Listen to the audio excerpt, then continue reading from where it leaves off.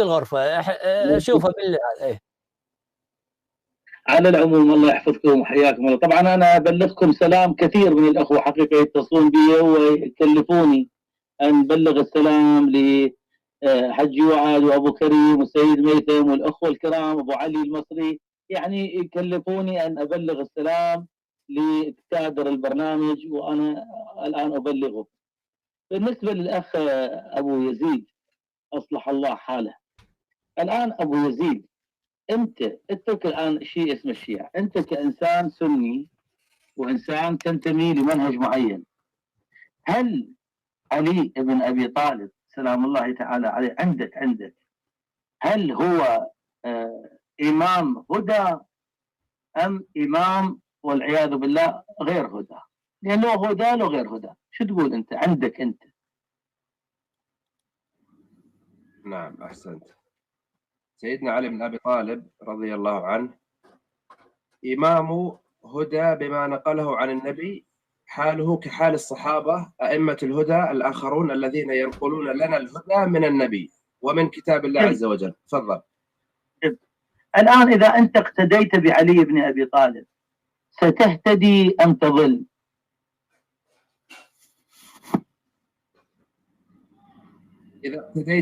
إذا اقتديت بسيدنا علي بن أبي طالب بالأشياء التي نقلها لي والمكملة بالأشياء التي نقلها إلي غيره. أنت الآن نقل لك شيء، هو نقل لك شيء من عنده ولا نقل لك كله من النبي؟ نعم نقل لي 1200 حديث تقريبا، وأنت ولا حديث عن النبي عندك نقل لك إياه. ما لك علاقة فينا، احنا خارج قوس يا صاحبي. ولا حديث نقل لك عن النبي ولا شيء. يا رجل اسمع، ليش ما تخلي حوارك علمي؟ الله يصلح حالك. أنت إلى متى؟ أنا حواري علمي. تفضل. أنت كل شوي سؤال. الآن أنا سؤالي محدد. عندك أنت يا أخي، والله عندك أنت أيها الأخ المحترم، عندك أنت على عقيدتك، على دينك، على مذهبك، على تراثك. الشيعة خارج قوس، شيعة يروحون كلهم يروحون، ما لك علاقة بيهم. الآن أنت علي بن أبي طالب، اسمح لي الله يصلح حالك. نعم. أنت في منظومتك الدينية، في منظومتك العقائدية، علي بن أبي طالب كان سبب هداية لك أم سبب ضلال؟ سبب هداية، هو وكل الصحابة أسباب هداية لي. يا ما لي علاقة، ما اختلفنا. أنا جاي أسأل عن علي الآن، ما لي علاقة. أنا على العين وعلى الرأس، الصحابة نعم لهم جزاهم الله خير على جهودهم، ما لي علاقة. لكن أنا أشوف ما عندنا مشكلة يا عزيز. أنا ما لي علاقة الآن، ما لي علاقة. أنا أسأل عن شخص محدد. فأنت الآن سؤالي عن هذا الشخص المحدد، هل هو عندك من دعاة الهداية أم من دعاة الضلال؟ بس هذا السؤال. طبعا رضي الله عنه سيدنا علي بن ابي طالب، اكيد احنا اتباع سيدنا علي. اذا نحن وانت الان شنو صار؟ اذا نحن وانت اتفقنا على ان الامام علي عليه السلام، هذا الشخص اللي اسمه علي بن ابي طالب سلام الله عليه، هذا رجل امام هدى، والاقتداء به يؤدي الى الهدايه. صح؟ انا وانت متفقين؟ طبعا. جيد، إذا اتفقنا والحمد لله. نأتي الآن إلى سين من الناس غير علي بن أبي طالب. خلي أقول عمر بن الخطاب، عندك إمام هدى؟ نفس علي، نفس الشيء. جيد، أنا عندي مو إمام ضلال، شلون الحل؟ ما يهم، هاي عقيدتك. زي ما النصارى عندهم إذا الآن جميل، إمام ضلال. شكرا. أنت عندك عمر إمام ضلال، زيك زي اليهود والنصارى نفس الشيء. أحسنت، ماكو إشكال. إذا الآن نحن اتفقنا، نحن اتفقنا على رجل واختلفنا في رجل، فالمنطق والعقل والإنصاف. خلنا أكمل وياك. لا، اتفقنا أنا وأنت والناس تسمع. أنا وأنت اتفقنا على أن عليا عليه السلام إمام هدى. فالآن أنا أقول المنطق. نعم. الآن أنا اتفقنا إنه إمام هدى عند السنة. نعم صح. أكمل فكرتي. واحد اجى من المريخ الآن ويسمعني ويسمعك، يسمعني يعني يسمع هذا الحوار اللي بيني وبينك، ومحتار يصير سني لو يصير شيعي. فسمع أنه السنة والشيعة متفقين على شنو؟ على أن اتباع علي بن أبي طالب عليه السلام يؤدي إلى الجنة وهو إمام هدى. وسمع أنه هم مختلفين في أبي بكر وعمر وعثمان وزيد وعبيد وإلى آخره. يتبع منه، يمشي وراء منه، يمشي وراء الأمر المتفق عليه أم يمشي وراء الأمر اللي مختلفين فيه. هذا اللي جاي من المريخ. طيب الآن أنت تفضل، أنا بدي أتكلم، أنت تكلمت. أول شيء ما في اتفاق. الآن أنت كنت تتكلم عند السنة نعم الإمام علي يهدي وإمام هدى، حلو. احنا ما نقول أما عند الشيعة هذا أمر آخر.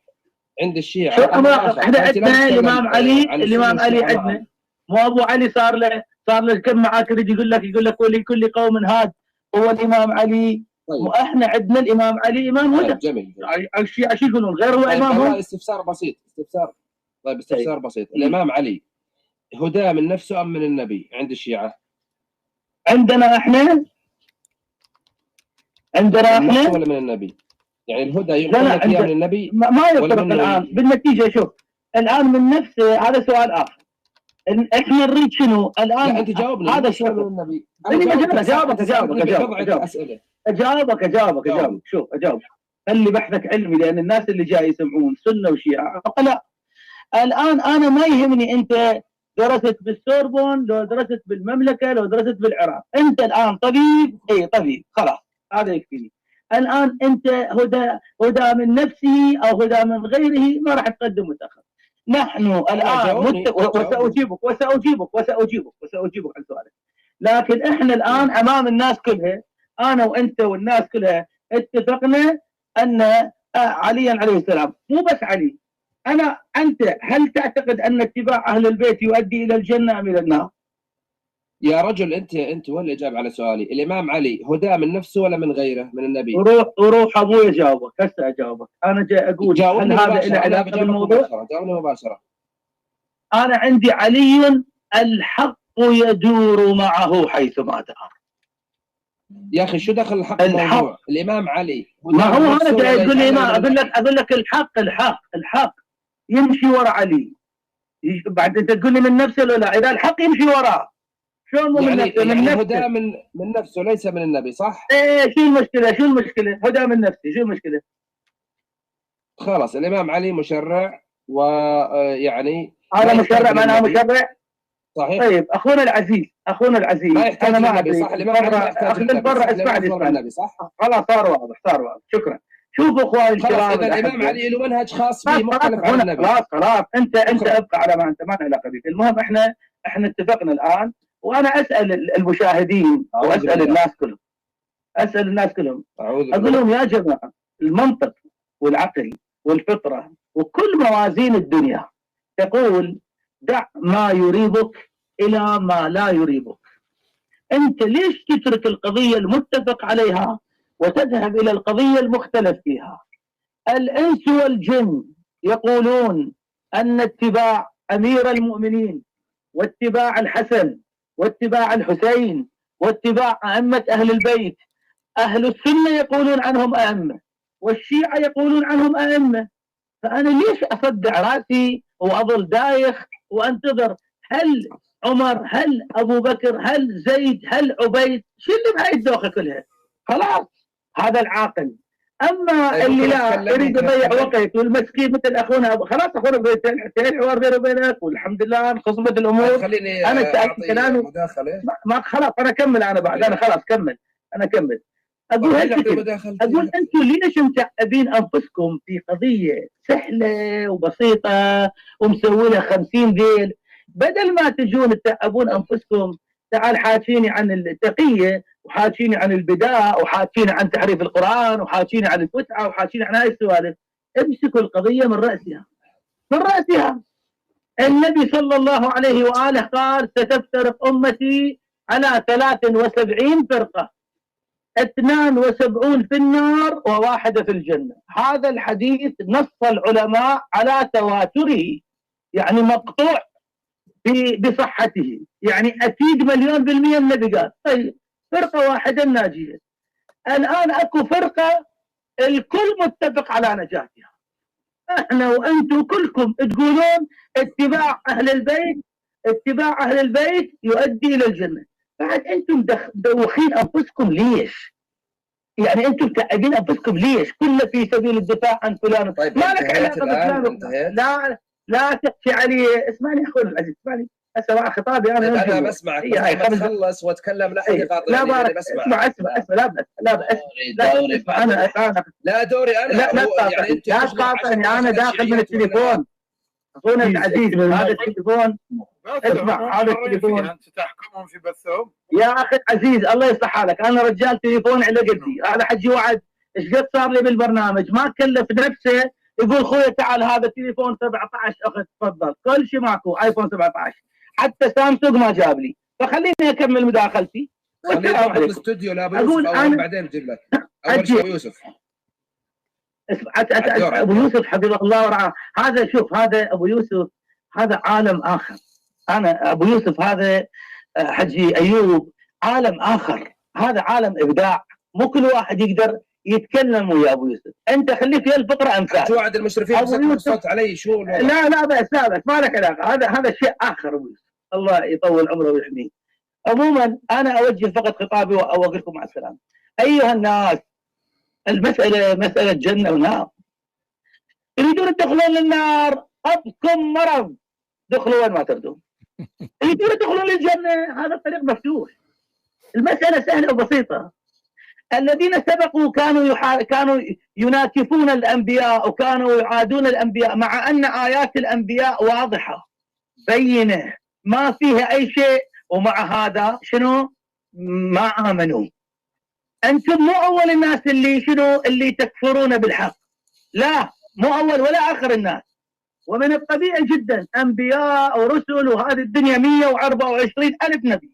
بل في بعض الأحيان هم الناس يطلبون. ألم تر إلى الملأ من بني إسرائيل من بعد موسى أو من قوم موسى من بعد موسى إذ قالوا لنبي لهم ابعث لنا ملكا. هذه الآية بهالمعنى طالوت. هم اللي طلبوا طالوت وبعدين طلبوا على طالوت. نفس القضية نفس الشيء.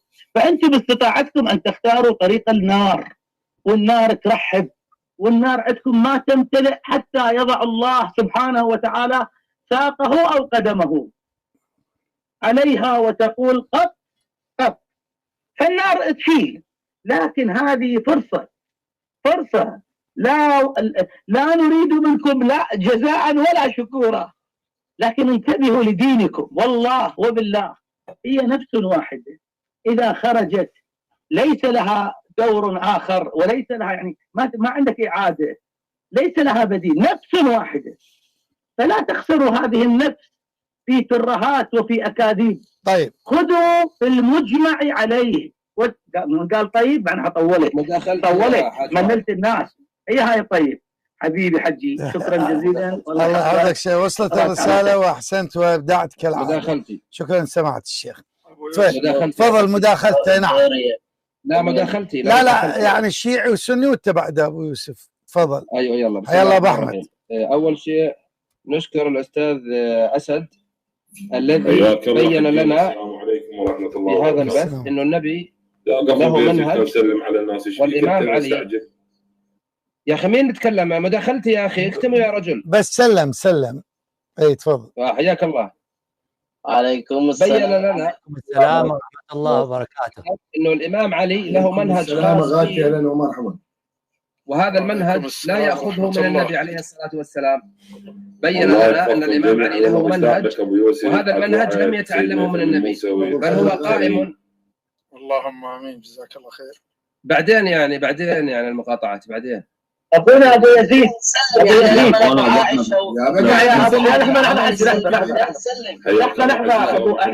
أنا بروح. يا أبو يزيد أنا جبت أبو يزيد. صوت. نعم أبو يزيد أنا أريد أروح. اسمع أنا شفتك. أنت رجال. اسمع أنت رجال على قد حالك، فما حبيت أسألك بابا. اسمعني. كيف يهدي الناس وهو ليس بمهتدي؟ ففاقد الشيء لا يعطي يا ولدي. إذا لم يكن مهتديا في ذاته، إذا لم يكن افهم الكلام يا عمي والله ينفعك هذا. إذا لم يكن مهتديا اسمع. لا اسمع للناس هذا الكلام. إذا لم يكن مهتديا في ذاته لا يمكن أن يكون هاديا لغيره، لأن فاقد الشيء لا يعطي. ولكن أنتم مشكلتكم حتى هذه القواعد البسيطة ما تعرفونها. يا أيتها السنة والشيعة بدأ الكتب والتشويش على المحاور السني. تفضل. لإخفاء الحقيقة. تفضل. الاخوه بيسلموا عليكم تعليقات استاذ ابو احمد حبيبي الغالي. يا اخي سيبك من بدأ التشويش يا عليكم السلام. يا اخوان اعطوه مجال، اعطوه مجال خلينا نشوف الحقيقه. بدأ التشويش. الله يرحم والديكم. ما عندك سالفه. تفضل ابو يزيد. بدأ التشويش من الشيعة لإخفاء الحقيقة. ابو يزيد هذا البكاء والاستعطاف لاهل السنه بدأ التشويش يا عقلاء الشيعة. اسمعوا خلص مداخلتك اخونا، خلص مداخلتك، انا عندي رد عليك ايضا. طيب يلا خلينا نتداخل، خلاص اصبر خلينا نتداخل عشان تتكلم. طيب بسم الله الرحمن الرحيم. نشكر الحاج أسد الذي بين لنا أن علم الإمام علي هو من نفسه وليس من النبي عليه الصلاة والسلام. وأن الحديث أن حجي يعني اكو اشكال بالموضوع. لا مو يقاطع الصوت يظهر ويقاطعه. بس الرأي ابو يوسف الاستاذ العالم بيسلم. يا أهل السنة ويا أهل الشيعة لاحظوا ابو يوسف الراجل بيسلم عليك بالبث عندنا. ابو يوسف مش شايفك يعني. لاحظوا التشويش. لاحظوا ايوب والله مشتاق له والله العظيم. يابا انت عارف ابو احمد صدق كذب. تفضل ابو يزيد. مشتاقين يا ابو احمد، حياك الله حياك الله. الله يعوضك بالله. الله ياخذ بالتسجيل خرب. راجعنا بكره. حتى ما تذكر ابو عائشه النووي وعمار. يلا كلها تفضل. تفضل يا يزيد. طيب متى تكلمنا هسه؟ تفضل. نذكر الحاج أسد. يا ولد انت طالع زي الذبانه بتشوش على الناس اللي بيسولفوا. اسكت يا حبيبي اسكت. لا عيب احترم نفسك يا انت وظيفتك. ابو يزيد لحظه ابو يزيد محترمينك احترم.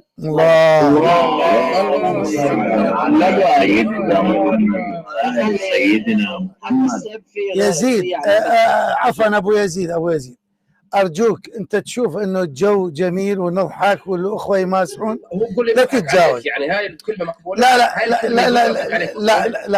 لا انت تدري انه طيب الجو يعني انا حتى وياي الان على المباشر حسام ترى. نعم. ودا يستمع. يا ابو خالد. ودا يستمع. طيب. انا اريد دائما الحوار يكون ودي، مو كله متشنج والاخوه دا يضحكون يعني. ماشي بس بشوشوا يا حج ما يخالف، بس انت تدري انه الاخوه مو عندهم غرض، مجرد يعني مزاح فارجوك نخلي جوك يعني جوك. تفضل يا اخونا. جميل. نبدا المداخله المره الثامنه ان شاء الله انه ما يصير مقاطعه. حدا بده يسلم يا شباب قبل نبدا؟ سلم. انا عايز اسلم على ابو احمد والله فعلا الله يبارك لك. سلم الجزائر اخونا عايز اسلم على ابو احمد والله الله يبارك لك. حياك الله. حدا بحب يسلم؟ ابو كريم تحب تسلم على حدا؟ سلم على الحاج وعد. حياك الله ابو احمد. اعتذر ذاك يوم ما عرفتك، اعتذر جدا حبيبي. على راسي شيخنا حبيبي. يلا الان كملتوا السلام. الان دور ابو يزيد. تفضل ابو يزيد. على فكره هذا كله تشويش راح اقطعه بالفيديو واكمل مداخلتي يعني على الفاضي ما راح يفيدكم شيء. تبغى بس فيديو تبغى تصور ما راح بصور يعني انت ما غايتك الا تبغى محتوى وعندك يعني تبغى تألف محتوى وهو فارغ وفي نفس الوقت يا عمي لكنك تبغى حق لحظه احمد. لا انا سني بس لحظه. هذا الانسان وراء حق والله ما تبغى حق. هذا الانسان يصور توري الناس اني انا اتكلم واحد على مود الامان ان شاء الله شايلها على كتفه في صفحته المعفنه. ابشر وبعطيك 1000 متابع والله نعطيك 1000 لايك. صفحته منتنه كلها ب5 ريال واعطيك اياه. الان لو سمحتم انا ارجو من الاخوه والاخوات ارجوكم خلص ارجو الله يحفظك اخونا السني. ارجوكم الان دوره خلي الرجل يريد يسجل هنيئا له ولا حد يقاطع. ارجوكم تفضل ابو يزيد. لله در ابو يزيد قديش مداخلاته مؤلمه على البعض. لله در ابو يزيد. طيب بسم الله الرحمن الرحيم. الان نشكر الحاج اسد انه الذي بين لنا ان الامام علي عليه السلام الجواعد بس اريد من الاخوه الموجودين المتابعين يسووا لي متابعات ولو معلش ما يخالف ابو احمد. سووا متابعه، ارجوكم لا حد يقاطع. شكرا ابو احمد، سووا له متابعه. تفضل اخونا ابو يزيد. طيب للمره الثالثه عشر يعني 13 صار العدد. لما تبطل تمثيليات بقى، خش في الموضوع. طيب بسم الله الرحمن الرحيم. المره الرابعه عشر راح نبدا المداخله، ونتمنى ان ما يقاطعوا الشيعة المحترمين. نبدا هذه المداخله. نقول شكرا للشيخ اسد او السيد، ما اعرف الرتب عندكم يعني، ما اسماء يعني. شيخ ولا هو الحاج اسد؟ الحاج اسد اثبت لنا انه يوجد منهج خاص للامام علي مختلف عن النبي ولم يتعلمه منه، واثبت لنا ان موضوع انه حديثي حديث ابي، حديث جدي، حديث علي، حديث الرسول، هذا كلام كله باطل لانه حديث. طيب نعيد المداخله للمره السادسه عشر. بسم الله الرحمن الرحيم. يبغى يسجل شيء، يبغى يدير الشيء ويقول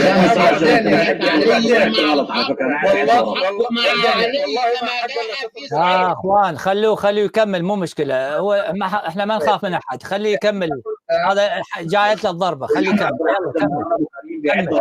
يزيد يا اخواني. حج وعد كل هذا التشويش ايش يعني؟ شو هذا يعني؟ انا معك ابو يزيد انا معك. اخواني الاعزاء، احنا منتظرين دورنا. خلوا الاخ يتكلم، هو ما عنده شيء، هو ياتي بشيء من ذهنه ويضعه ورده. والله العلي العظيم انا الان ماسك هذا بطل الماء، والله كل ما ياتي به اسهل عندي وعند الاخوه من انا الزجاجه واشرب الماء. اخذ مداخلتك رجاء، سني ولكن احمد اي واحد.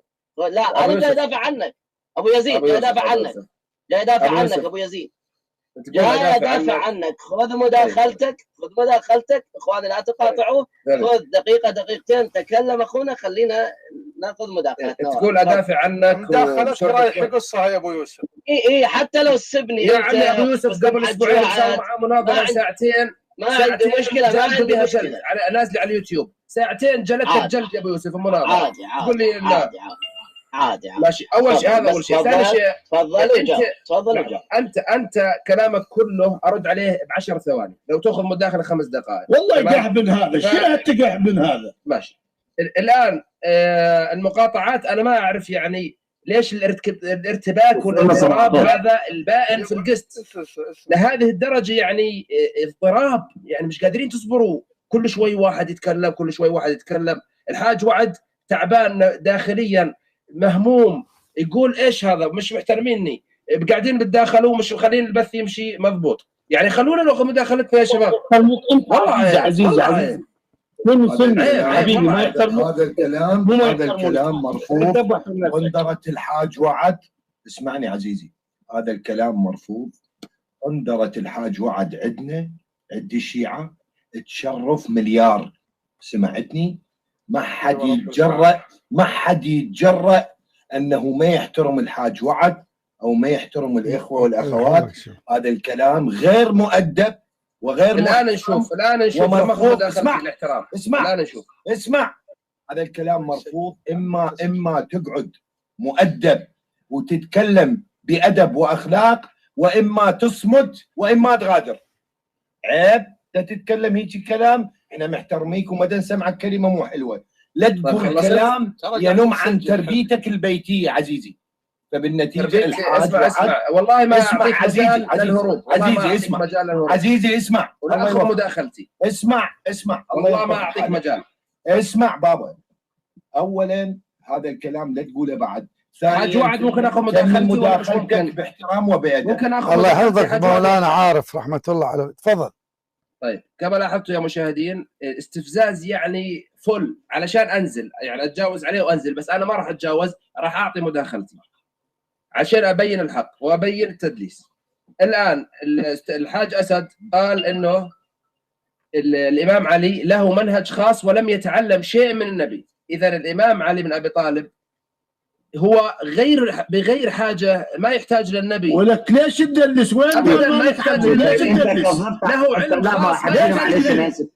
هو كذب على الحج اسد، الحج اسد لم يقل ان الامام علي لم يتعلم شيء من النبي. ما يقدر يتعلم من النبي. الراجل مش موجود وانا ارد غيبته. انت كذبت على الحج اسد. عايز اذا الامام علي بن ابي طالب حسب عقيده الحاج اسد يا اخوه. اتفضل. الامام علي ما يحتاج النبي. لا الحاج اسد مع عقيده اهل البيت. هاي الروايه عندنا موجوده بالكافي. قال سمعت ابا جعفر عليه السلام يقول. اسمع الحاج اسد، انا هذا منهجه انت ما تفهم كلام. انت الكلام كلام حاج اسد فوق عقلك، ما تسمع. اسمع ماذا يقول. هذا الحديث صححه العلامه المجلسي، يقول عن زراره قال سمعت ابا جعفر عليه السلام يقول. اسمع ولا تنزل. اسمع يلا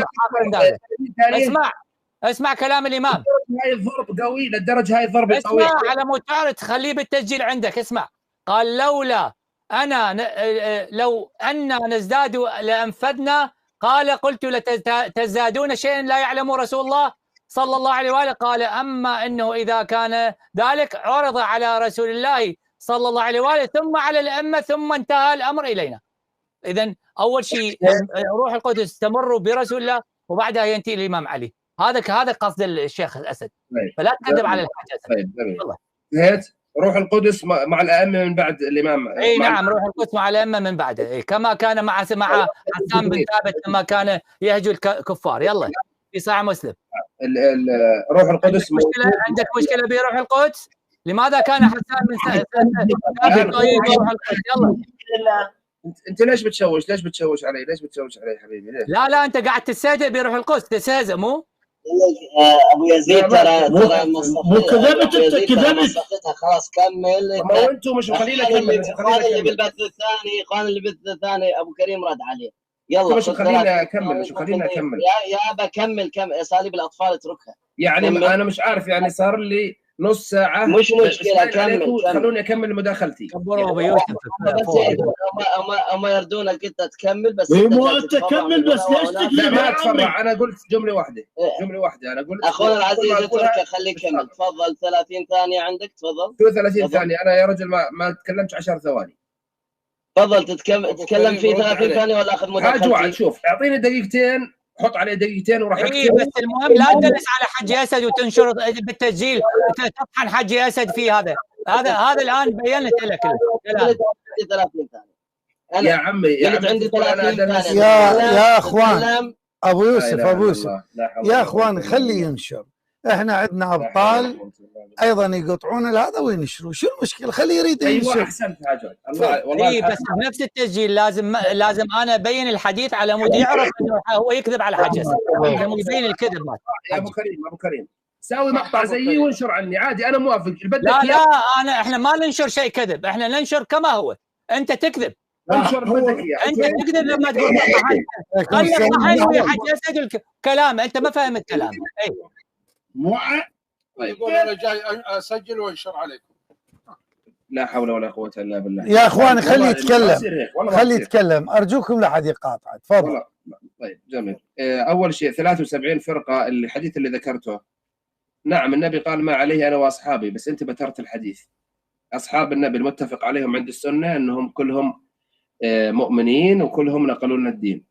وايضا هذا الحديث موجود عندك انت في كتبك، وانتم كفرتوا الشيعة الاخرون. يعني انتم عندكم كفرتوا فرق الشيعة الزيدية والفطحية والى غيره من الفرق الشيعية والعلوية والاسماعيلية، كلهم كفرتوهم انتم بهذا الحديث. الاخرى هذا الحديث عندك حبيبي وانتم مش متفقين اصلا.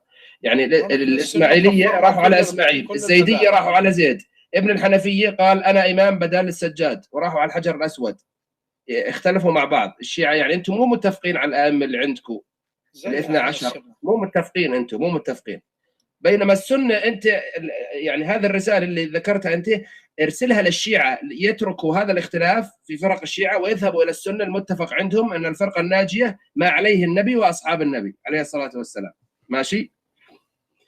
بالنسبه لكلامك كان خطير جدا انه سيدنا علي بن ابي طالب ما تعلم من النبي، بينما الله بالقران قال لقد من الله على المؤمنين إذ بعث فيهم رسولا من أنفسهم يتلو عليهم آياته ويزكيهم ويعلمهم الكتاب والحكمة.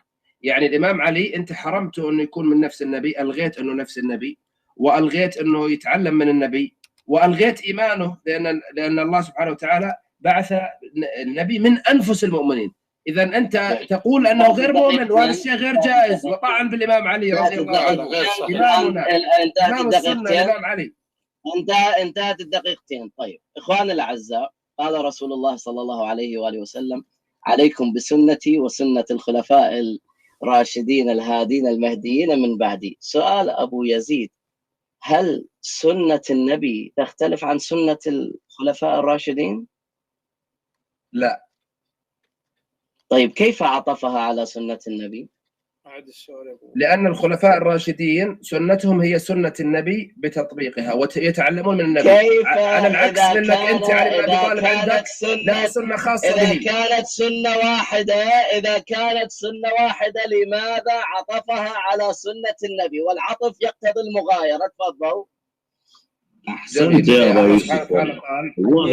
سيد عندك مكتوم له. ليش بتقاطعوا؟ ليش بتقاطعوا؟ خلينا نجاوبه. وانا خلوه معي على الرجل ما قطعتش، انا بقول له احسنت. طيب بسم الله الرحمن الرحيم. الله قال: هو الذي انزل عليك السبع المثاني والقران العظيم. القران صح؟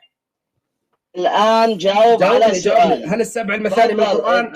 جاوب على سؤالي. علماءك ابن القيم يقول هذه سنه الخلفاء تختلف عن سنه النبي. تفضل.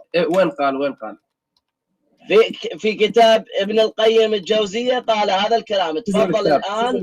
هل سنة الخلفاء الراشدين تختلف سنة الخلفاء الراشدين؟ هل سنة الخلفاء الراشدين تختلف؟ أبو يوسف أنت قلت أن ما عندك جواب. الآن الضربة الثانية الله سبحانه وتعالى. تعال اهدى خلاص، انا ما قاطعتك في مداخلتك. يعني بدك تهرب من ابن القيم. كذب على الحاج اسد، وقال الحاج اسد يقول ان الامام علي يهدي ولا يهتدي بهدايه النبي. هذا كذب. الله سبحانه وتعالى يقول: اياك نعبد واياك نستعين اهدنا الصراط المستقيم، ثم ياتي ويقول: وانك لتهدي الى صراط مستقيم. الله يهدي والنبي يهدي. هل النبي يهدي من عنده أم من الله؟ إن قلت من عنده فتقول بأن النبي يهدي من دون الله، وإن قلت الهداية من الله فإذا ثبت المطلوب، وهو أن علي عليه السلام يهدي بذاته وبجعل الله سبحانه وتعالى له ماذا؟ أنه إمام يهدي بأمره. فلا منافاة بين قولنا علي هاد بذاته وبين قولنا بأنه يهدي من الله ويهدي من رسول الله صلى الله عليه وسلم، لأن رسول الله صلى الله عليه وسلم ماذا قال له؟ قال: يا علي لئن يهدي الله بك رجلا خير لك مما طلعت عليه الشمس. الآن سؤال الشيعة كتب السنة. هذا الحديث هذا كتب السنة صح؟ هذا الحديث موجود في كتب الخمسة وهو حجة عليك، وعندنا أمثاله، وعندنا أتحداك تجيبه من كتب الشيعة. الحديث هذا أتحداك. موجود في كتاب أمال المفيد. أتشيع الآن إذا جبت أمال المفيد المجلس 34 حديث صحيح فيه هذا الكلام. الآن يا أبا يزيد، أنت تقول بأن الإمام علي عليه السلام لا يهدي وما أعرف شنو. الآن سؤالي لك: النبي محمد صلى الله عليه وآله وسلم كم واحد هدى في العالم؟ كم شخص؟ 1,300,000,000 حاليا الآن. كذبت. النبي مات في سنة 11 وكان كل المسلمين لا يتجاوزون 114,000. أعوذ بالله. يعني الآن المسلمين موجودين ما يتبعون النبي. كيف جعلت النبي هو الهادي؟ كيف جعلت النبي هو الهادي للمليار و300 أو للمليار ونصف وهو لم يهدهم مباشرة؟ إن قلت لأنه صاحب الدين نقول لك فإن علي هو الذي قال له رسول الله: لئن وليتم عليا وجدتموه هاديا مهديا يأخذ بكم الصراط المستقيم، ونحن تولينا علي وبه اهتدينا. كل الشيعة وكل كم واحد هذا بعد العالم. من اللي ارتدوا بعد النبي؟ كلهم وين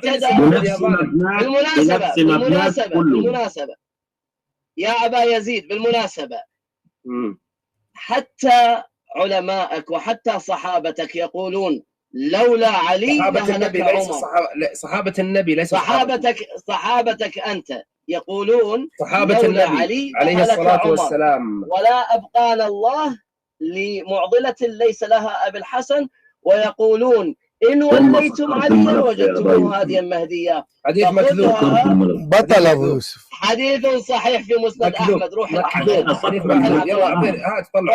روح العب غيرها، افتح كاميرا طلعوا من مسند أحمد. يلا روح العب غيرها، يلا طلعوا يلا طلعوا إذا طلعت شوف إذا طلعت الحديث أمام الناس، إذا طلعت الحديث الآن وهو صحيح في مسند أحمد تتراجع وتقول أنك جاهل لا تعرف ما في كتبك. طلع لي إياه وأنا أضاعف لك إياه الآن وأعطيك بوم أمام الجميع. لا أنت شو عرفك في العلم الحديث؟ خلي علماء يضعفوا، أعطيك علماء يضعفوا. يلا طلعوا الآن. الشيخ أحمد شاكر والإمام أحمد يقول هذا الحديث حجة على المسلمين. يلا طلعوا الإمام أحمد الآن إذا طلعنا أن عليا عليه السلام الذي الصحابة بالمناسبة أيها الأخوة يا حبيبي طلع الحديث. اسكت لا تقاطع. إخواني ماذا قال بأنه الإمام علي عليه السلام وأبو بكر وكذا. الإمام علي عليه السلام رفض سنة أبا بكر لما عرض عليه لو كان أبو بكر يهدي. أبو يوسف لا تتفرع طلع الحديث. رفض سنة أبا بكر.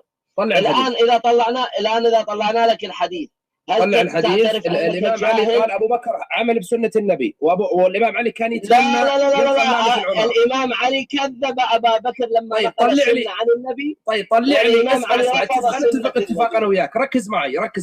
صلي على محمد وآل محمد. اللهم صل على محمد وآل محمد.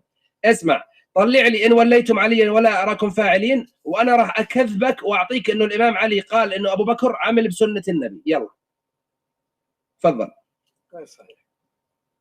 يلا راح اطلع لك مصدر انه الامام علي قال ابو بكر عمل بسنه النبي وفضل ابو بكر على نفسه في كتبي انا السنيه. يلا حاجه بكتبك بكتبي. هو بيحتاج عليه من كتبي برد كتبي. انا جاي البخاري مسلم. احنا بنلزمك بكتبك. الزمنا كتبنا يا الائمه عندك كتبي. انا كتبي قائم بذاته دي. كتبك في صحيح مسلم تقول بأنه أن الإمام علي عليه السلام كذب أبا بكر ووصفه بالنفاق.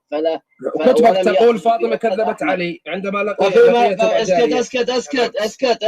اسكت. وفي مسند أحمد والله إنك كذاب، لم تقل كذبته، ولكن البخاري ومسلم قالوا فرأيتماه كاذبا. أنا في النقطة. هذا حديث، هذا مسند الإمام أحمد الجزء الأول إخواني، حديث 859 بالتحقيق. طيب جميل، يلا تفضل. صوت يا أبو يوسف. الآن في صوت بتحقيق الشيخ السلفي أحمد شاكر، قال إسناده صحيح. قال رسول الله صلى الله عليه وآله وسلم: إن تؤمروا أبو بكر تجدوه راغبا في الآخرة وأنت أمينا، وإن تؤمروا عمر تجدوه قويا أمينا ولا يأخذه بالله، وإن تؤمروا علي ولا أراكم فاعلين تجدوه هاديا مهديا يأخذ بكم الصراط المستقيم. إسناده صحيح. إسناده صحيح غصبا عن أنفك، رغم أنفك. اللهم صل على محمد وعلى رغم أنفك. اللهم صل على محمد وعلى محمد. الآن من أنت لكي تأتي وتضعف هذا الحديث الذي علماء قالوا عنه صحيح؟ من أنت؟ انتهيت؟ واحد من لا ضعفني. اوعى تكبرني يا رجل، كبرني. يلا هسه بضعف لك اياه. رقمه 859. لا هذا أحمد شاكر يقول صحيح. من أنت؟ طيب خلاص، هذا ما احمد شاكر المتساهل قال صحيح، شو المشكله؟ لا ليس متساهل، هذا احمد شاكر شيخ سني سلفي يا مصري. محترم يا محترم، وهو الذي يا محترم حج وعد ممكن تكبر الصوره؟ يا محترم.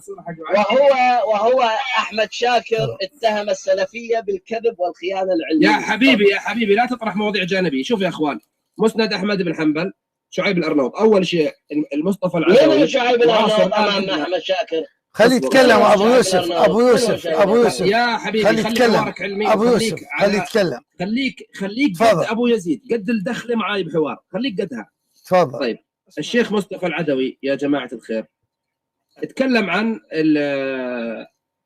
احمد شاكر، قال فيجنح الى التساهل في الحكم على الحديث بالصحه. فيجنح مو فيجنح، فيجنح على الى التساهل في الحكم على الحديث بالصحه، الى التساهل في الحكم. اذا احمد شاكر متساهل في التصحيح، هذا اول شيء. ثاني شيء، نحن عندنا لا يوجد احد معصوم. انت عندك مثلا محمد تقي المجلسي ومحمد باقر المجلسي. شنو وجه الضعف ابو يزيد شنو؟ هسه راح اعطيك شو وجه الضعف، راح اعطيك يا حج وعد. انت لو سمحت تفضل.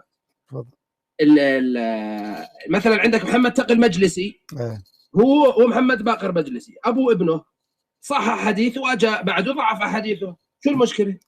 لا ما في مشكله. احسنت، ما في كل مشكله. ما في مشكله. احسنت يا حج وعد، والله كلام هذا كتاب طيب. مسند احمد، طبعه الرساله، تحقيق شعيب الارناؤوط، حديث 859. حدثنا اسود ابن عامر، حدثني عبد الحميد ابن ابي جعفر يعني الفراع، عن اسرائيل عن ابي اسحاق عن زيد ابن يثيع عن علي قال قيل يا رسول الله من نؤمر بعدك؟ قال إن تؤمروا أبا بكر تجدوه أمينا زاهدا في الدنيا. شوف أول شيء، يعني النبي يقول عن أبو بكر أمين وزاهد، يعني هذا يضرب مذهبك الحديث لو صححناه، إنه يقول عن أبو بكر إنه أمين وزاهد. ثاني شيء راغبا في الآخرة، الله أكبر، يعني أبو بكر الصديق يرغب في الآخرة.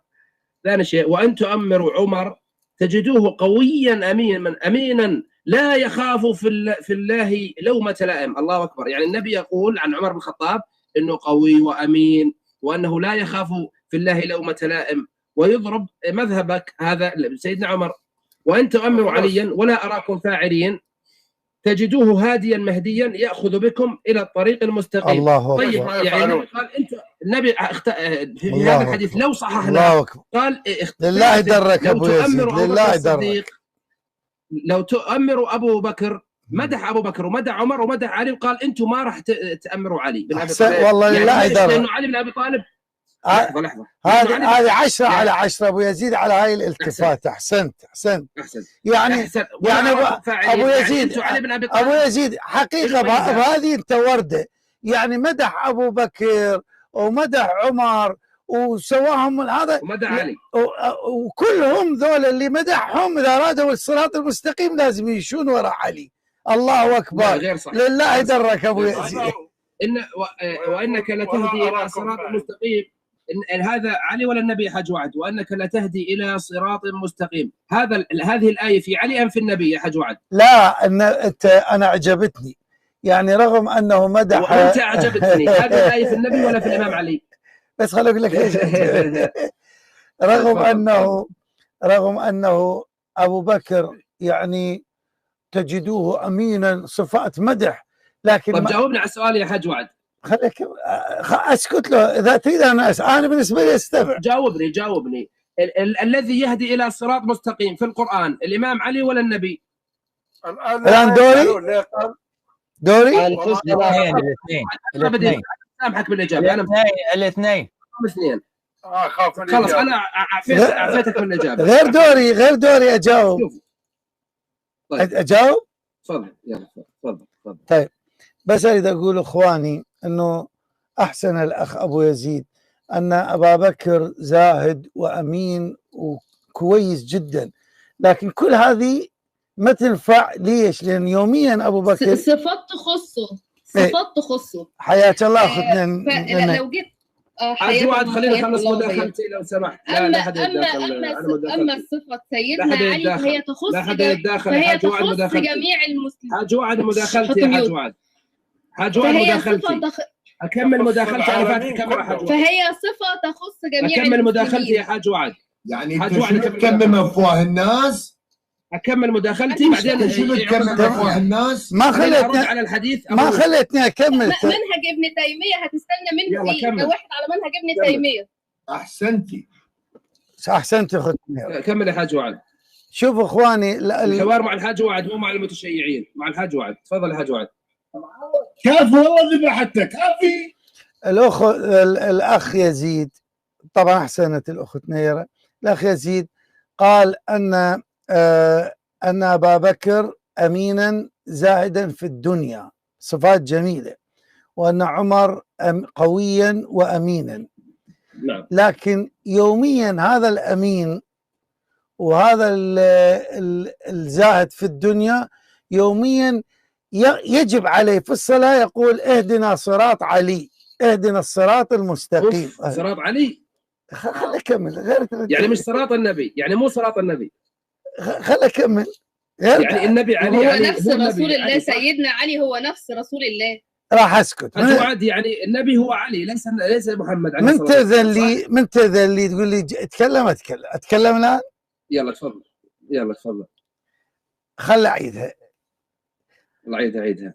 ان ابو بكر زاهد امين، وعمر قوي وامين، لكن هذا الامين وهذا الزاهد يوميا يقول اهدنا صراط علي. ليش؟ لان الحديث نفسه صراط علي.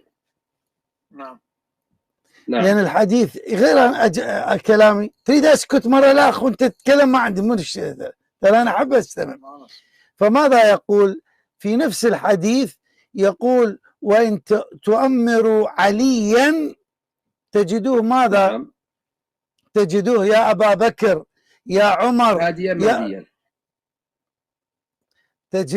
تجدوه يا ابا بكر يا عمر ياخذ بكم الطريق المستقيم. يعني يا امين يا قوي، يا امين يا قوي، يوميا بصلاتك، الصراط والطريق، يوميا بصلاتك يجب ان تقول يا الله. حجي بروح ابوك، عيدها حجي، عيدها. الان هذا الامين وهذا القوي، النبي في نفس الحديث ماذا قال له؟ يا امين يا قوي يا زاهد، انت تكون الزهد يصدق عليك وتكون في الطريق الصحيح. متى؟ اذا سلكت طريق علي. لماذا؟ لانه ياخذ بك الى الطريق المستقيم. فيجب اذا امين تسلك طريق علي الصراط المستقيم. اذا انت مو امين، اذا ما تسلك طريق علي ينسلب منك هذه الصفة، تسلب منك، بمعنى تكون أمينا إذا سلكت الصراط المستقيم. مثل ما أنت تروح بطيارة إلى الأردن اللي منها الأخ يزيد المكرم، يصير تأخذ طيارة تروح سوي ميوت إخوان، أنا ما أعرف منو رفع. يصير تأخذ طيارة إلى بلد آخر، لا، هذه الطيارة هي ستقلع إلى الأردن، فإذا أردت الوصول إلى الأردن يجب أن تركب بهذه الطيارة. فأنت بالصحيح وبالطريق المستقيم متى؟ إذا ركبت بهذه الطيارة. فقال لأبي بكر ولعمر الأمانة والصدق والقوة في اتباع علي بن أبي طالب عليه السلام، وحيث لا اتباع لا قوة ولا أمانة فسلام على علي يوم ولد ويوم عاش في حجر النبي صلى الله عليه وسلم متربيا وأخذ منه، وسلام عليه يوم يبعث حيا. تفضل. طيب انتهيت. طيب بارك الله. حرية التعبير، حرية. يا صلى عليه. هو احنا هنفضل على الناصبي اللي تابع لابن تيمية الناصبي ده ولا ايه؟ اللهم صل على محمد. يا حاج وعد لو سمحت كبرني عشان اكمل. اللهم صل على محمد. حاج وعد حق الرد مخصوص يا اخونا. لحظه، لا حق الرد يا محترم. انا ما كملت الرد. انا ما كملت تضعيف للحديث، ما كملت تضعيف الحديث. اسكت شوي، اسكت شوي. انت كذبت، انت قلت ضعيف. حاج وعد كبر الصوره لو سمحت. اسكت شوي، اسكت. اذا فتحت المايك راح انزلك، اذا فتحت المايك راح انزلك. بدأ الكتب. اذا فتحت المايك راح انزلك. اسمع بدأ الكتم.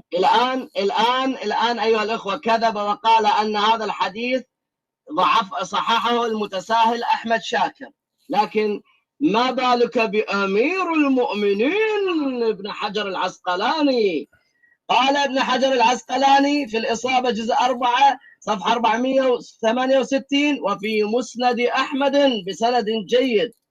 الضياء المقدسي في الأحاديث المختارة جزء 2 صفحة 86 صححه. الهيثمي في مجمع الزوائد 5/176 قال رواه أحمد والبزار والطبراني في الأوسط ورجال البزار الثقات. طبعا أحمد شاكر في مسند إخواني، والصالح الشامي أيضا في سبل الهدى والرشاد وقال عنه ثقات. والقحطاني إخواني القحطاني دكتور محمد سعيد سالم القحطاني في كتاب السنة لعبد الله بن أحمد جزء 2 صفحة 541 قال إسناده حسن. والإمام الحاكم وكفاك به قال أيضا إسناده صحيح. الآن أيها الأخوة الأعزاء هذا يزعم بأن الشيخ أحمد شاكر متساهل. انظروا ماذا يقول الشيخ أحمد شاكر. يا حاج وعد أنا متى مداخلتي؟ الآن أعطيك. أنا متى مداخلتي؟ الآن مداخلتي الآن. نريد تفيد الناس. مداخلتي ليش أنت أخذت الناس؟ المسند أنا رديت عليه. حنبل الجزء 17 الجزء 17 ماذا يقول إخواني؟ دار الحديث صفحة 42 يتكلم عن خيانة شعيب الأرناؤوط. شعيب الأرناؤوط العلمية. اسكت شوية في رقم لا والله هذا هروب والله هروب. اسكت خليني أبين. أقسم بالله هذا هروب. أنك تكذب عيب عليك. هذا هروب. عيب عليك تكذب. يقول إخواني في رقم الحديث 23476 بعد أن يقول إسناده صحيح إلى آخره. في حديث آخر يقول ومعنى ذلك أن التوثيق والاتهام يخضع للأهواء والمذاهب، وهذه خيانة علمية بحد ذاتها.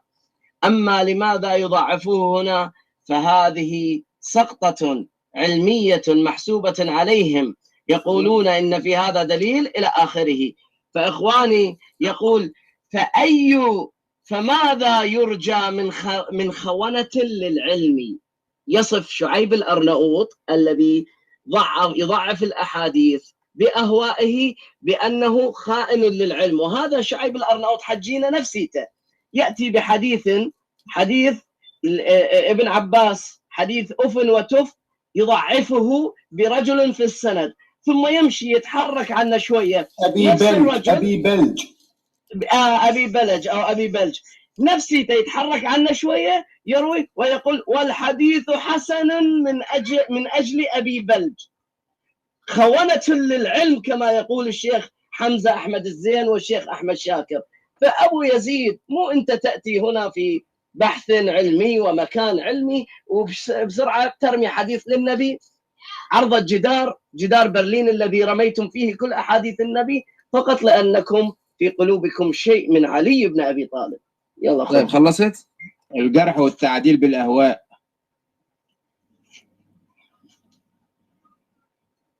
تفضل أبو يزيد. أجوعد كبرني والآن راح أرد عليك لأن أنا بصراحة ما سمعت حدا يتكلم إلا أنت، يعني وطيت الصوت عندي على الآخر تخلص أبو يوسف ما سمعت شيء ولا راح أرد على شيء. كبر الصورة. طب ليه ما نتكلمش عن نص ابن تيمية؟ خلاص إذا من عجزك أجوعد كبر الصورة أعطي مداخلتي. هذا الأسلوب تستخدمه مع ناس غيري، التشويش بمصادر كثير عشان تاخذ. حاج وعد كبر الصورة لو سمحت. حاج وعد تسمعني؟ ايه اسمعك. كبر الصورة لو سمحت. حاج وعد اخذ مداخلتي. زحمة عليك. يعني 5 مداخلات انتم وانا ما اخذت مداخله. بابا اسكت ايش فيك يا اخي مداخلتي انتم ليش بتخافوا؟ ليش بتخافوا؟ ليش بتخافوا من ابو يزيد؟ ليش بتخافوا من ابو يزيد؟ حتى نخاف انتم ليش تخافوا من ابو يزيد يتكلم ليش؟ ما ابو يزيد يعني معاويه. ابو يزيد قبل ترى قدام الناس انتم ظاهرين بصوره غير جميله قدام الناس والله على اساس انت الجميل. حاج وعد كبر الصوره لو سمحت. اخذ مداخلتي وانصفني.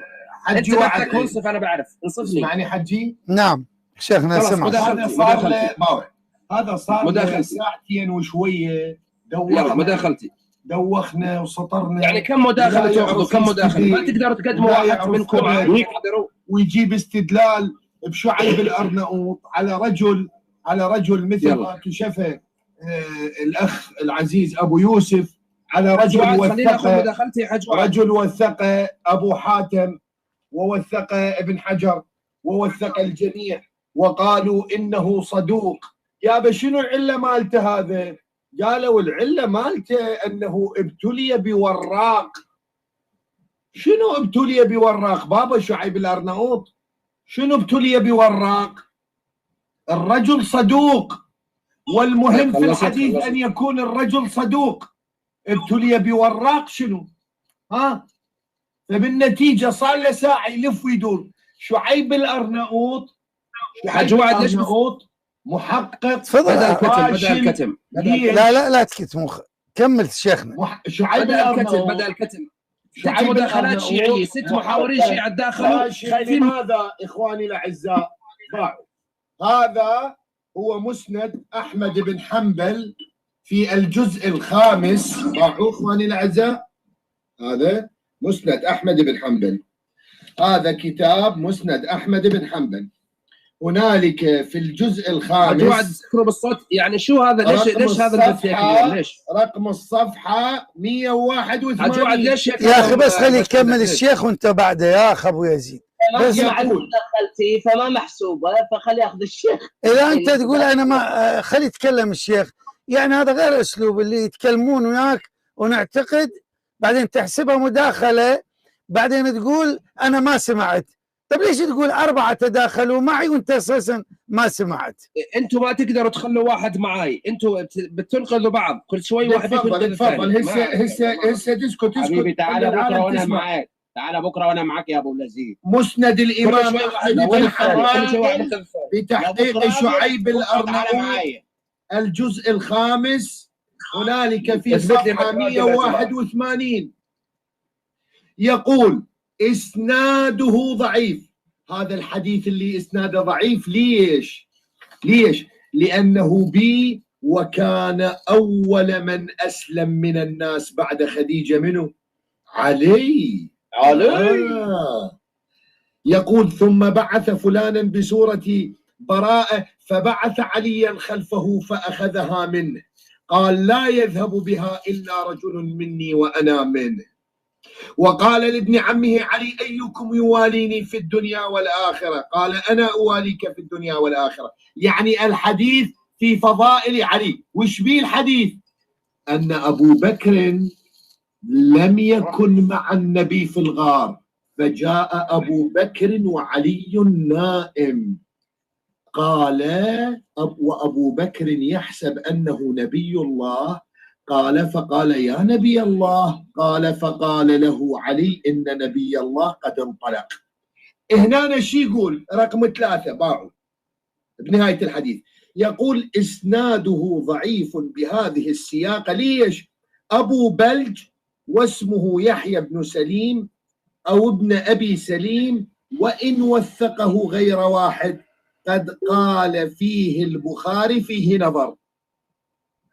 جيد. وأعدل الأقوال فيه أنه يقبل حديثه فيما لا ينفرد. هذا ما انفرد. ليش ما أخذت بيه؟ ليش ضعفته؟ أحمد محمد شاكر في شرح المسند في المجلد الثالث صفحة 331 يقول قال ما أدري أين قال البخاري فيه نظر، فإنه ترجمه في الكبير ولم يذكر فيه جرح، ولم يترجمه في الصغير، ولا ذكره النسائي في الضعفاء. وين؟ ويروي عنه شعبة، وشعبة لا يروي إلا عن ثقة. بس هنا شو يقول؟ يقول أبي بلج ضعيف في 181 في الجزء الخامس. تعالوا حتى الله يطلع الكذب مالتهم وين؟ بالجزء ال 13. شوف هؤلاء السلفيين الوهابيين الله يكشف زيفهم في مسند الإمام أحمد في الجزء الثالث عشر في رقم الصفحة 345. اخواني الاعزاء 345 يقول في رقم الرواية 7966 حدثنا محمد بن جعفر وهاشم قال حدثنا شعبة. شعبة دائما يروي عن من؟ عن أبي بلج، وشعبة لا يروي إلا عن ثقة. عن أبي بلج سمعت أبا هريرة إلى آخره. ايش قد رقم؟ ايش قد 3؟ تعالوا إلى رقم 3. شو يقول؟ صحيح دون قوله من تحت العرش، وهذا إسناد حسن. أبو بلج هذا حسن الحديث. لعد شلون هنا قلت ضعيف؟ شلون هنا؟ الله أكبر. والله باعوا الكذب على المسلمين. وش ما لا يجيك واحد مثل هذا اسمه أبو يزيد ويقول ضعفه شعيب الأرناؤوط. ليش؟ هو شعيب الأرناؤوط أساسا عنده أمانة علمية، عنده ضمير بتحقيق الأحاديث، حتى والله ضعفه الأرناؤوط. هذول علماءكم، هذول علماءكم المزورين. تفضل حج وعد. حج وعد. الآن مداخلة أبو يزيد. إخواني لا تقاطعوا، خليه يتكلم اللي يريده. يلا كبر الصورة، كبر الصورة. كبروا إخوان، كبر أبو يوسف. طيب أول شيء أنت ذكرت أنه قيل الحديث هذا. كبر الصورة. يلا. ذكرت هذا الحديث، قيل يا رسول الله من نؤمر بعدك. يعني ناس كانوا موجودين، والنبي قال أبو بكر عمر علي 3. مش النبي قال لأبو بكر وعمر، النبي قال للناس. ثاني شيء رقم 2 ننزل تحت إسناده ضعيف. شنو السبب؟ إسناده ضعيف. شنو السبب؟ ثالث شيء أحمد شاكر. شنو سبب الضعف أخونا أبو يزيد؟ أحمد شاكر تصحيح. أحمد شاكر صحح حديث بمسند أحمد نفسه. يا أبا يزيد. هذا الحديث. أبو يوسف اتركه. أبو يوسف لا تقاطعوا. لا أبو يزيد، بس أنا وياك لطفا. لا مش انت وياي، خليني اكمل مداخلتي. لا بس اريد اعرف. انا ما اتدخل، بس شنو راحتكم. انا تقاطعوني؟ لا ما تقاطعوني، بس قول لي سبب الضعف بس. تفضل سبب الضعف. بقرا لك اياه كامل. ما عندي مشكله. يلا اقرا شوف. يلا. ثاني شيء احمد شاكر صحح حديث. احمد شاكر نفسه اللي انتم جايبين تصحيحه صحح حديث 834. ماشي. خطبنا علي بن ابي طالب خطب، فقال قيل خطبنا علي. ماشي. عن وهب السوائي. تركت الحديث يعني الاول ننسى. من خير هذه الامه بعد نبيها؟ فقلت انت يا امير المؤمنين. قال لعلي بن ابي طالب. علي بن ابي طالب سال الناس وهو يخطب، قال من خير الناس؟ ساله الراوي انت يا امير المؤمنين. قال لا. علي بن ابي طالب قال لا نفسه بتصحيح احمد شاكر نفسه بنفس الكتاب. خير هذه الامه بعد نبيها ابو بكر مو مقبوله ثم عمر وما نبعد. شعيب بن الأرناؤوط قال اسناده قوي. فاذا لحظه. وما نبعد. شوف المقاطعه، شوف الخوف. بماذا ضعفوا؟ وسني واحد. انت اللي تخاف يا اخوان. يا سنة هذا ابو يزيد يكذب عليكم. اولا الوهابي بس علشان المعلومه للناس الموجودين، الوهابي ليس من اهل السنه. انت شيعيه. الوهابي ليس من اهل السنه. انا سنيه اشعريه تجرسك. والله العظيم انا سنيه اشعريه تجرسك، لكن الوهابي ليس من اهل السنه. الاشاعره تبروا منك. الأشاعرة تبرأوا منك في بثوثهم. انتم خوارج. لا تحكوا المرأة أخونا أبو يزيد. كل الأشاعرة تبرأوا منها. لا لحظة ما تكلم. أخونا أبو يزيد يا أخواني بس لحظة. أخونا أبو يزيد اسمعني أرجوك. ليش ضربات أبو يزيد تهز القسط هز؟ والله أنا أقبل تسمع، سأعطيك مجال تتكلم اللي تريده، بس أريد سؤال واحد بس. ليش تركت الحديث عندما قلت لك ما هو وجه الضعف؟ قلت لي الآن وعبرت على حديث. راح أرجع لك والله. راجع لك. يلا انتظرك. تفضل. والله راجع لك. أول شيء أحمد شاكر عقيدته إنه أبو بكر أفضل من علي وأبو بكر الخليفة الأول. عقيدة أحمد شاكر اللي أنتم تستدلوا به. ثاني شيء أحمد شاكر صحح إسناده صحيح إنه علي قال للناس أبو بكر أفضل مني وأحسن مني، هو عمر الاثنين. ماشي. وقال وما نبعد أن السكينة تنطق على لسان عمر. تنطق مو تنطق يا عمي. تنطق. شكرا لك. تقرأ قرآن أنا وياك كل واحد 5 آيات. اختار لك تختار لي. بابا أنت تعال. لا مو انت، الحاج وعد بالذات. لا تعال انا وياك، تعال انا وياك اقرا قران. تعال اختار لك الحاج وعد 5 ايات وتختار لي 5 ايات. تعال انا وياك تقرا ما تعرف تقرا. خليني اكمل مداخلتي هسه. اي تفضل. خليني اكمل مداخلتي. تفضل. خليني اكمل مداخلتي بدون كلام جانبي. الان احمد شاكر اتفقنا انه احمد شاكر يعتقد انه ابو بكر الخليفه الاول، انه علي بن ابي طالب قال انه ابو بكر افضل من علي. زين. ثاني شيء هذا الحديث اللي جبتوه انتم، تعال اقرا لك اياه. يلا. 2 اسناده ضعيف. زيد ابن يثيع لم يروي عنه غير ابي اسحاق، ولم يوثقه غير ابن حبان والعجلي، وتساهل الحافظ ابن حجر في التقريب جدا فقال ثقة، يعني رد على ابن حجر اللي جابه أبو يوسف. وأبو إسحاق وهو عمرو ابن عبد الله السبيعي تغير بآخره. السبيع مو السبيعي. السبيعي تغير بأخرة، وقد اضطرب في هذا الخبر، يعني له اضطراب. اضطرب هذا الخبر. شنو وجه الاضطراب؟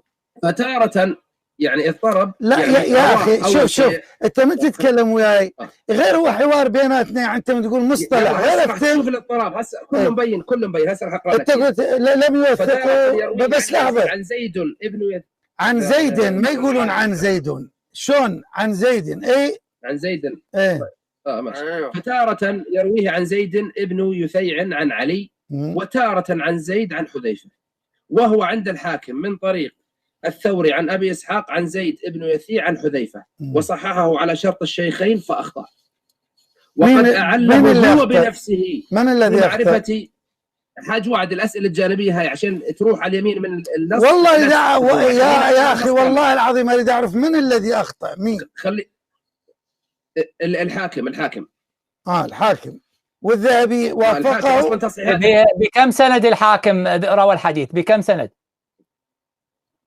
طيب اصبر شويه يا رجل. لا بكم سند الحديث؟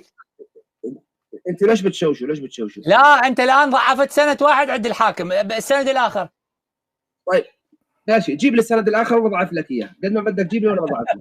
هو ما يعرف السند بعده يقول ضعف لي اياه. شوف انت عليك تجيب الاسانيد ولا علي اضعف لك، خلاص. يلا روح ابحث. لماذا الترمذي صحح حديث يزيد بن يثيع؟ يلا لحظة. لماذا الترمذي والألباني صحح حديث يزيد بن يثيع؟ من ابو كريم انت مجاز انك هذا صحيح الترمذي للألباني. سألت عليا بأي شيء بعثت؟ قال ب4. هذا الحديث نفس السند عن أبي إسحاق عن ابن زيد بن يثيع. يلا المقاطعات خلص. انا بدي لا تعال انتوا تتلاعبون بالاسانيد. والله هروب منكم. ليش هربت؟ تعال. ليش الألباني صح حديث يزيد بن يثيع؟ يلا او زيد بن يثيع. بالاخر بدك تعطيني مداخلتي ولا انزل؟ لا بس جاوبني على سؤالي. ليش الألباني صح حديث يزيد بن يثيع؟ مداخلتي ولا انزل؟ يا حبيبي يخاف ما تعملها دي. حاج وعد لماذا الألباني صح حديث أخبرنا محمد ابن يزيد البزار حدثنا سفيان بن عيينة عن أبي إسحاق عن زيد بن يثيع؟ لماذا صح على الألباني هذا الحديث؟ يلا شوف كيف لماذا الألباني صح الحديث والترمذي صح الحديث؟ تناظرني بكره بعد لله يدرك يا ابو يزيد. ولك الحديث على العالم شنو يتكلم عن حديث رسول الله يقول يطيح حظه. سمعتوا اخواني الاعزاء؟ يطيح حظ حديث رسول الله. سمعتم الان؟ هذا الرجل يسيء الى رسول الله يقول يطيح حديث قول رسول الله. مكذوبه. قالها نعم. والله العظيم انت عند صالح الفوزان زنديق ويجب تعامل معامله المرتد. الادب مع الرسول سلفيه وهابيه. اخواني اللي سجل هذا المقطع عن محاباته على السفاره السعوديه. ولك يا جاهل شوف يا جاهل اسمع الامام الذهبي في كتاب الكاشف من له روايه في الكتب السته زيد بن يثيع في الجزء الثاني صفحه 449 وثق هذا الرجل زيد بن يثيع. انت جويهل انت والارناؤوط الناصب الذي يقول انه يكون مع يزيد اذا كان في زمن الحسين ويقتل الحسين. انتم جويهل، انتم جهله، طيحت حظ علمائك، طيحت حظ علمائك، تقول عن رسول الله يا سافل، يا سافل يا منحط، تقول عن رسول الله بأنك طيحت حظ الحديث، لعنة الله عليكم وعلى هذا الدين الذي أنتم عليه، تقولون طيح حظ حديث رسول الله. سفل منحط قسما بالله، إذا في سفل في هذه الدنيا هو هؤلاء الوهابية الذين لا يحترمون رسول الله. يقول طيحت حظ حديث رسول الله، هذا السافل ولا يبغى ينتصر الا لنفسه، هو كل شوي يرددها لله درك انا وحدي وهذول كلهم قدام، ما يقول الله اكبر. هذا معتقدي موقف السخريه اللي خلاه فيه، موقف السخريه اللي خلاه فيه ابو يزيد قبل قليل راح هو قاعد يمدح نفسه فقط. زين بياخذوا لقطات عشان بياخذوا على فلوس. عندي ما عنده حجه، لكن لو انا حبيبي بياخذوا لقطه عشان بياخذوا على فلوس. ادري انا اقول انتصرت لديني، انتصرت لمعتقدي، لكن هو كلامه كله انتصرت لنفسي. رايتم انا وحدي، لله درك يا ابو يزيد. الداخل لو جاء واحد يقابلك يا عم خش على صفحته لا كلها سفلات، خش على صفحته لا كلها سفلات. يعني انا والله اعتذر لنفسي، انا هالساعتين راحت من حياتي انا قاعد اسمع هذا السفيه اللي اخر شيء يصدق على حديث النبي. يا اخي السني، ولكن الناس تعرف هؤلاء. شوف هو مستعد يسب النبي ويسب الله ويكذب النبي ويكذب علماءه. الان امامنا اخواني 10 علماء، المزي والنسائي والذهبي وابن حبان. هذا متزوج هذا زوج هذا. شوف يا حاج واحد، هذا ابو يزيد زوج هذا اللي قاعد يقول هذا، وانا سني اقول لك. شوف هذا ماخذين امه متزوجينها على سنه الله ورسوله، طبعا احنا ما نسقط، لان ما هم شغالين الا على انه بس يبغى يطلع مقطع ويبغى يظهر فيه اني انا شفته كيف انا بطل افضل واحد عندنا.